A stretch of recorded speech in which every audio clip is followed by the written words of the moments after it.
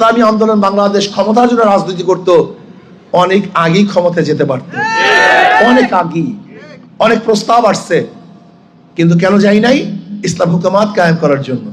ইসলাম ইসলাম করবেন, ইসলাম থাকবে না। ইসলাম ইসলাম করবেন, শরিয়াত মানবেন না, এটা হবে না।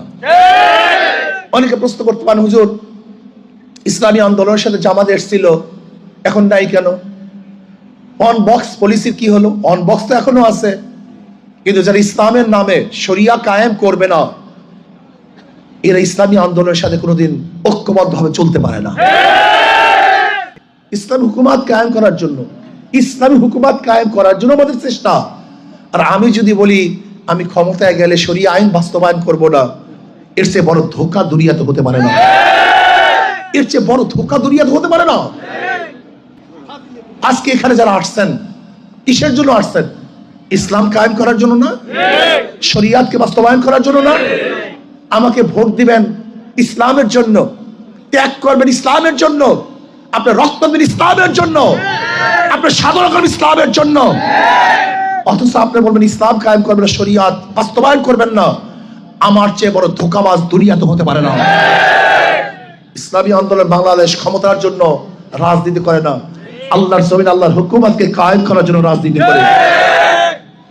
এর জন্য আমি বিশ্বাস করি যারা ইসলামী হুকুমত কায়েম করতে চায় না, শরিয়া আইন বাস্তবায়ন করতে চায় না, নাম দেয় ইসলাম, এর চেয়ে বড় মুনাফিক এবং ধোঁকাবাজ গোটা দুনিয়াতে থাকতে পারে।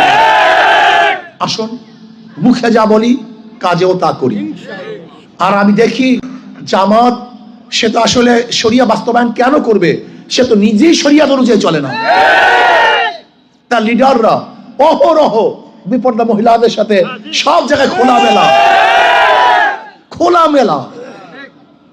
আশ্চর্য বিষয়, যে ব্যক্তি নিজেই শরিয়াত মানে না, সে শরিয়াত বাস্তবায়ন করতে পারে না।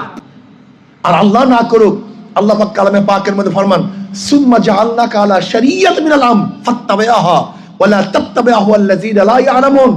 হে নবী, আমি আপনাকে যে শরিয়াতে প্রতিষ্ঠা করেছি, ফাত্তাবিআহা, আপনি সেই শরিয়াতের অনুকরণ করুন। আচ্ছা, আমি বলি শরিয়াত মানবো না, আজীব ব্যাপার। আল্লাহ পাক বলেন শরিয়াতের ইত্তেবা অনুসরণ করতে, আর আপনি বলেন শরিয়াত বাস্তবায়ন করার, প্রচলিত আইনে দেশ চালাবেন। তা প্রচলিত আইনে দেশ চালালে আওয়ামী লীগ দোষটা কি করছে? বিএনপি ক্ষতিটা কি করছে? জাতীয়বাদী বিরোধিতা কেন করেন?